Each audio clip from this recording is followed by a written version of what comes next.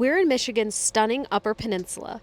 In this video, we explore the lesser-traveled western half of the UP, hiking in the Porcupine Mountains, scenic drives along Lake Superior, and we even explore a copper mine with our dogs.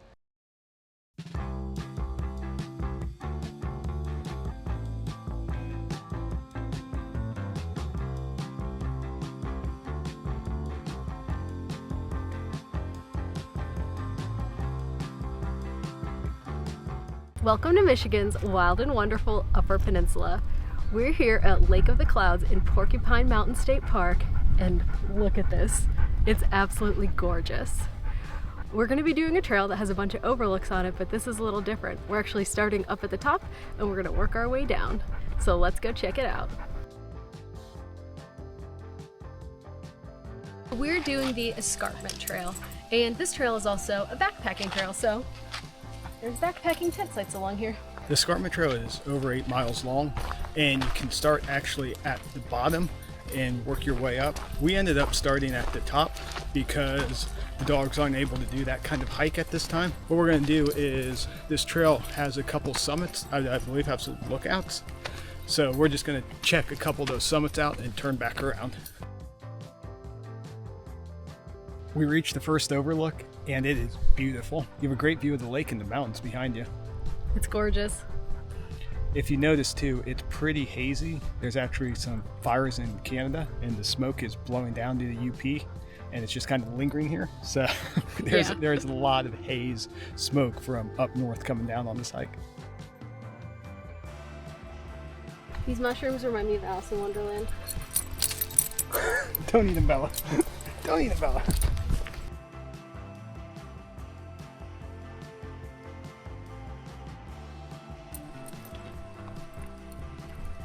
Wow, this is gorgeous.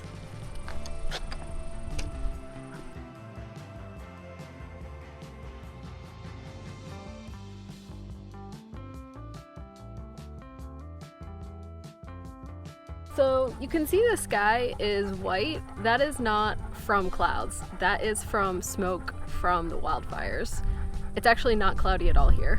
But yeah, the sky just looks totally white and hazy from the fires that are getting pushed down. So that's what the air quality is like here.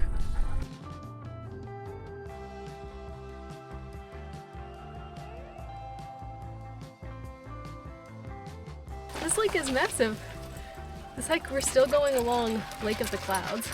We kind of started at that overlook at one end of it, and this trail just seems to be going along it and popping out on some overlooks. And it's awesome.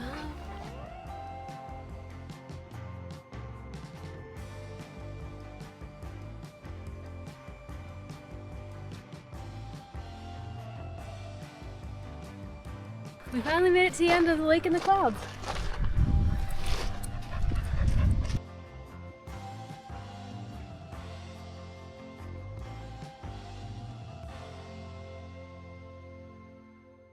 We're about 2 miles into the hike, and I think we're going to call it here. We actually didn't have a distance we wanted to hike. We just knew we couldn't do the whole thing with the dogs. We made it to the end of the lake here, and yeah, the views are beautiful. I love the little stream or river running right into it with the mountains in the background. I don't think it really can get much better than this. And I read online, the top half of the hike's by far the best, and the views aren't as good down there. That peak, I believe, is part of the trail, and it just kind of works its way across there, so you can see you still got some elevation, but it is beautiful. The dogs are exhausted after that hike. They came back and drank a bunch of water and had some snacks, and now we are headed over to the Presque Isle area of Porcupine Mountain State Park.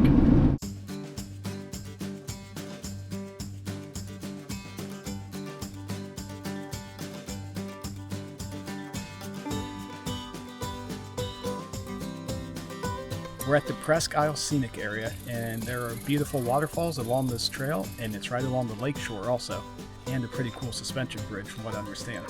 So let's go check it out.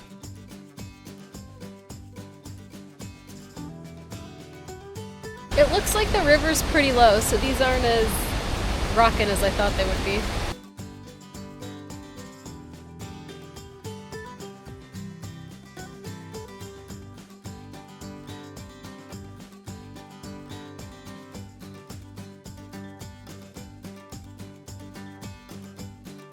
I'm not gonna lie, it's a little disappointing. The river level seems to be quite low, so you're not seeing what the pictures portrayed.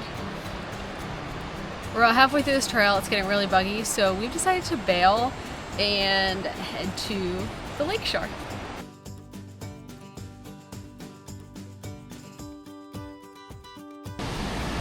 Okay, this view is awesome. We found the good waterfall view.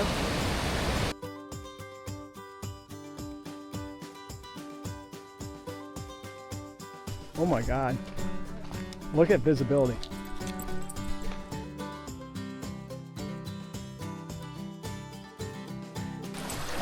That just looks eerie.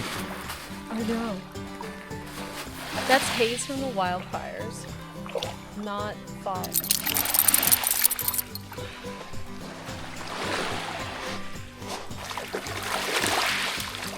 I'm not sure we actually said it earlier, but this is Lake Superior. So this lake borders the US and Canada. Like, visibility is so bad. I've never seen anything like this.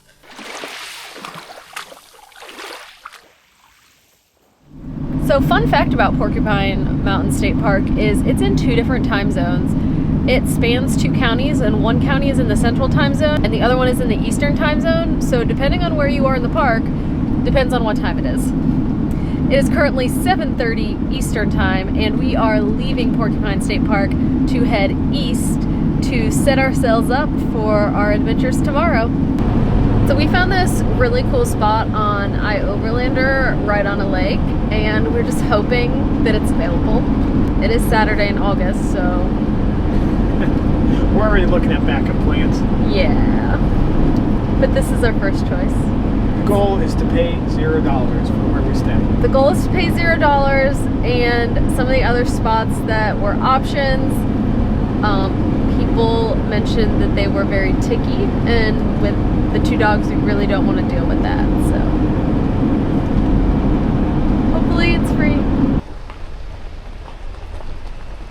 There's a lot of people here already, as you can see, but we still managed to get a spot. However, the reason I'm filming this from inside the van is because it's just mosquito central out there. Like, I about got bit to death trying to level the van. Welcome to the UP in the summer. Yeah. It is known for mosquitoes, so. Yeah, so maybe we just, you know, we have bug screens and stuff and we enjoy it from inside the van. So the spot, scenery-wise, is awesome. And it's free. Yeah. Just a little buggy. So we'll make it work. Yeah, we're gonna cook some dinner and let the dogs out because Ash is about to stroke out. Yeah. Per to use. But I'm starving, so it's food time. Yeah.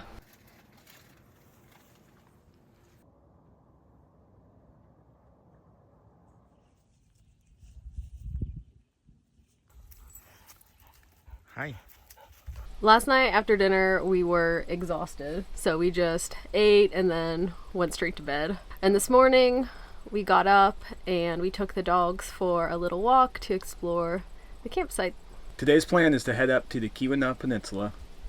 We are, I think, about 40 minutes or so away from it, and just spend the day exploring the area and its cool history. So we're going to pack up and head out.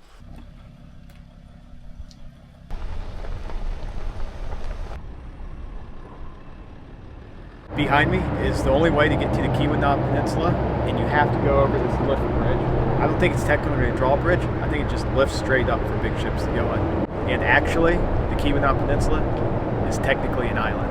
They took this waterway, expanded it, and turned it into an island. However, it has retained its name.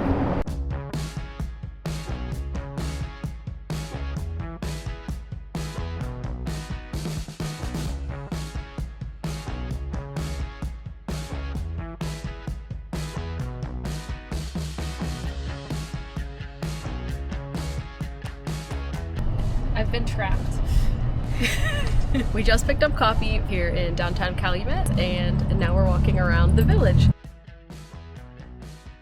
The Keweenaw Peninsula exploded in the 1800s when copper fever took over. This place has a rich history of copper fields throughout, and I believe they're as thick as 15,000 feet. Calumet was actually the center of it all during these booming days, and this village was huge. There were mining headquarters here, and it has changed a lot over the centuries once the copper rush died out, and now it's a really small town. It has some awesome historic buildings. They're restoring some right now. Some are completely gutted. Some have been turned into new businesses. We're just here enjoying it, and then we're going to keep heading east to experience more of this beautiful peninsula.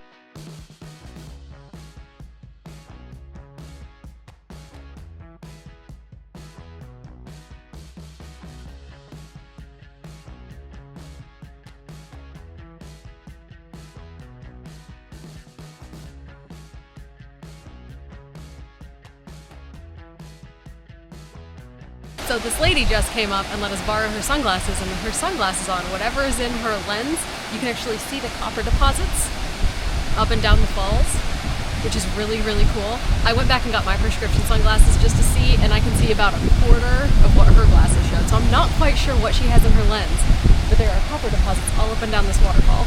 Super shiny, super awesome.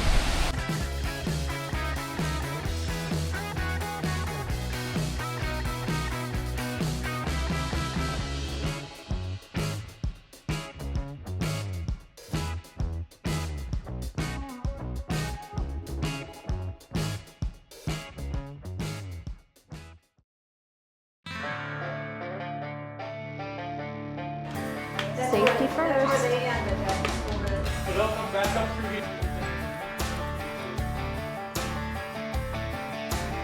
We're going down 100 feet on 100 steps to the first level of the mine. So this mine is 10 levels deep and 1,400 feet long. You can only go on the first level because the rest of the level is flooded once they stopped using it. And what year was it? I don't remember, but they turned the pumps off. They turned the pumps off and the rest of the levels flooded. Apparently they had a cave diver come down and dive some of the other levels. And it's some of the stuff still intact in the video. It's kind of interesting.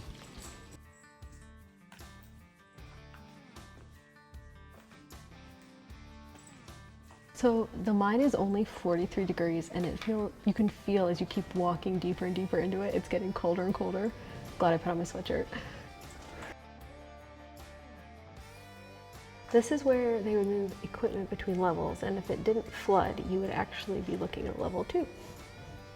You can actually see the water. It's so cool.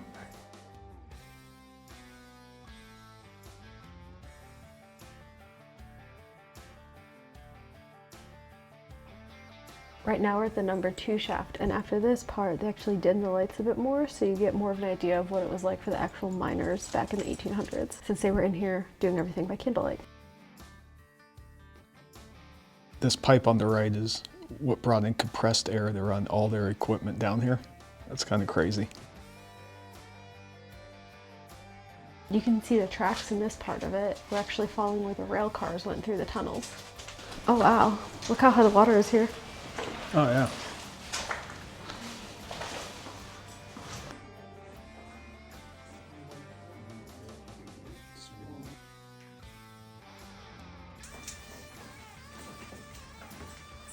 This is shaft number 3.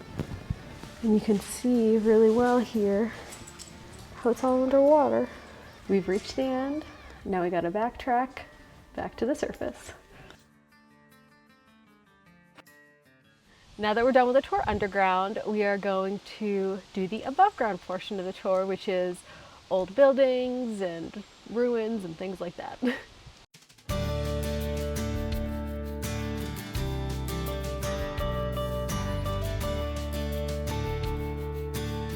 Behind me is the pump house. This would take all the water from inside the mine and bring it up so it wouldn't flood. And guess what they stopped doing once the mine closed down? Pumping. So that's why it flooded. Behind me are the remains to the hoist house. This was used to hoist ore up from underground. This building is a little unique because it was situated between conglomerate shafts 1 and 2, so it could actually service both mine shafts. Most hoist houses were only built to service 1 shaft.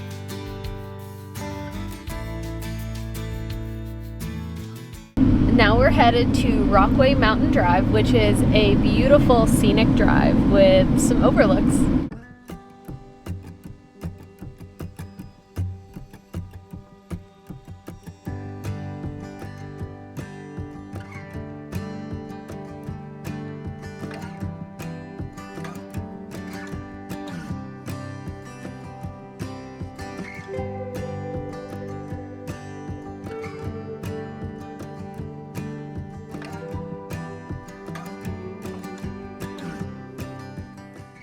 We're going as far east as possible on the Keweenaw Peninsula, and we're on a nice dirt road right now.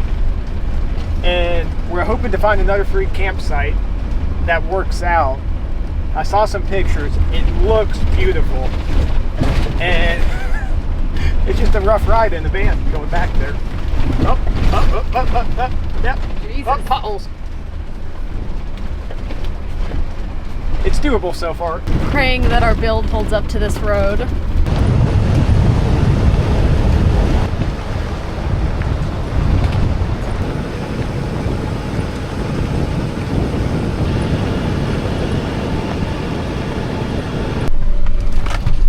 Find something to hold on to. Jesus.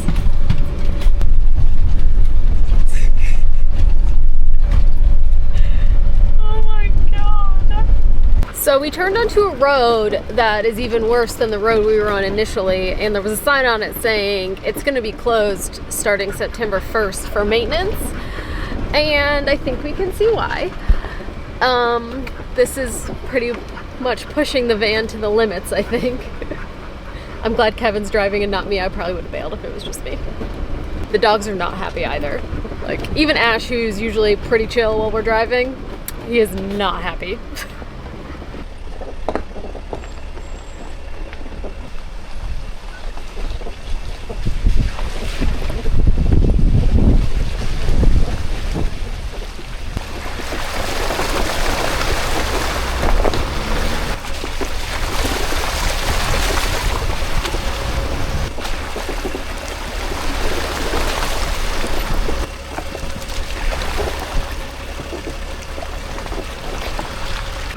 So we just passed two people coming back the other direction.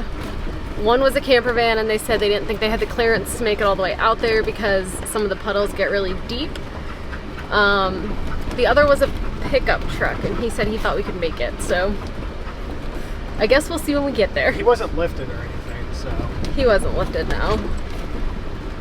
I just worry about, I don't know, stuff. This is my baby.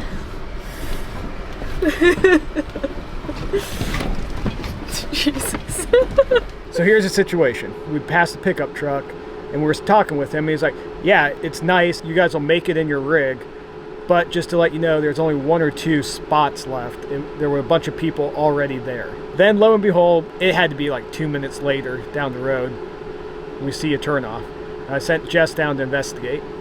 Yeah, and it's this nice spot that has a fire pit, and there's a little trail that runs down to a lake. Now, it's not Lake Superior, which the first spot was on. We're not even sure the name of this lake because we don't have cell signal. Right.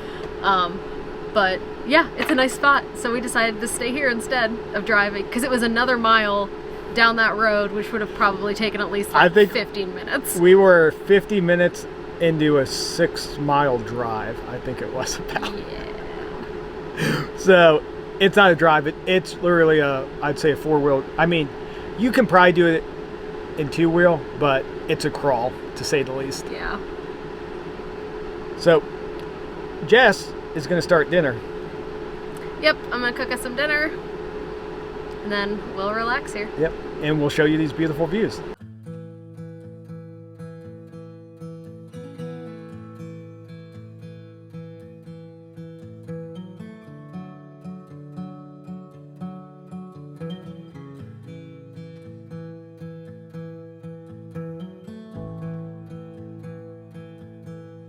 We finished dinner and came down to the lake to check out the sunset, and we are currently getting eaten alive by mosquitoes. It's a little nuts. We sprayed ourselves with spray and it seems to be doing nothing, so that's fun. It is, but the views. The views are awesome. Yeah, no, the views are really cool. And I did get more intel. there's a ton of people up there, and we even saw more trucks going up that way too. So I'm pretty happy we stopped with our little secluded spot. There's no one here. Yeah, it's pretty awesome. Yeah, we're gonna sit on the shore here, take in the sunset, and go to bed early because we have a very early morning. Yes. See you guys tomorrow. In the morning, we got up super early to make the long drive out of our campsite, picked up breakfast pasties at Roy's Pasties and Bakery, and headed east for the next part of our adventures in the UP.